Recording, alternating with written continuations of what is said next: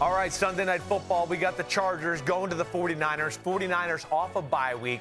49ers looks like they're going to be somewhat healthy on the defensive side of the ball. Might be at full strength. So one of the things that's amazing about this 49ers football team is the number one defense in football, and they've been missing 3 or 4 of their best defensive players for the majority of the year. So what are they going to be when they get back to full strength? That's going to be interesting to see. And then this Chargers offense, it's a little disappointing right now. I'm not going to lie. It's a little too much dink and dunk and let me throw a 5-yard pass in between 20 people to get a 5-yard gain. And we got this guy, a quarterback, who can throw the ball a country mile. I don't get it. It needs to change. That's where I want to go inside the numbers powered by AWS. Disappointed in the Chargers offense. Passing game, doing a disservice to Justin Herbert, one of the greatest arms in the history of football, and we like to throw it 6.8 yards every time we throw the ball. It's the 4th lowest in football, as you can see, with the average depth of target, okay? Percentage of passes past the sticks, 34%, 2nd lowest. Hashtag dink and dunk passing game. Percentage of yards after catch, 55%, 6th highest. Yeah, because, again, a lot of it's Austin Eckler out of the backfield for a 1-yard catch, and then he runs 5 yards or 10 yards. But to me, they are dropping the ball here, and this is an issue. And then even on this here, look at this play. This is one of my issues with the Chargers as well. It's 3rd and 2, and you know what they're going to do? They're going to look for a 3-yard throw. A 3-yard throw. And what we're going to show you here is how Atlanta knows they're going to throw a 3-yard throw. And so do I, and so will you now, and just watch, because this is all they do.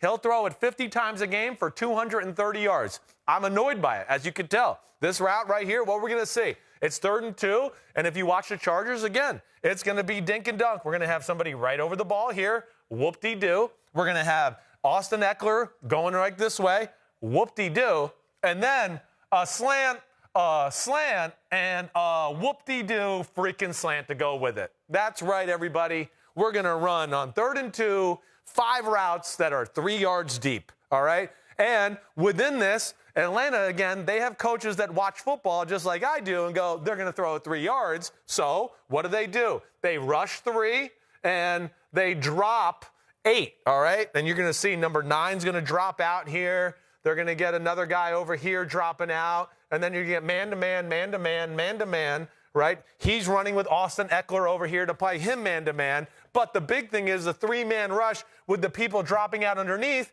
because they know and expect the Chargers to be predictable and throw the short throw. And I'm going to show you in the next picture here what it kind of happens after the snap. All right, next frame. Look what's happened here. All right, 3-man rush, and I kind of lied. Look, the 3rd rusher, he's realized that Justin Herbert took a quick drop, and he realized he's not going to get there, so now he's putting his hands up. And then we got a guy here who's free and just reading the quarterback, and a guy here that's free to put his hands up. That's the other thing you see when the Chargers play. People hands up all the time. Yeah, we're not going to get there in time to get the sack because they're going to throw a 5-yard pass. So get your hands up, try to tip the ball, see if we can't make something happen. But as you can see across the board here, I mean, there's nobody open. Okay, these 2 guys here who you might think are kind of open and have a little separation, yeah, they do right here with this separation, but it's hard, last time I checked, to throw it through people. It's hard to actually throw a ball through the person, right? And these people are here to stop these 2 right there. And again, we're going to have Justin Herbert trying to jam in a 3rd and 2 throw, and I'm not going to show you the final result because the final result is this guy knocking the ball down like Shaquille O'Neal style and saying, like, not in my house, okay? And that's basically what happens, and it's a problem with the Chargers offense, and they have to fix it. Again, it's 3rd and 2. You're predictable. Everybody knows on 3rd and 4, you're going to throw it 5 yards. On 3rd and 2, you're going to throw it 3 yards, and the defenses are playing for that. Can we get a shot in these situations down the field? This guy is as good a down-the-field thrower as I've ever seen in my life, and they're not taking advantage of what he has to offer and what it can do for the offense and opening up things and getting big plays and opening up and pushing back the defense to open up the run game, the screen game.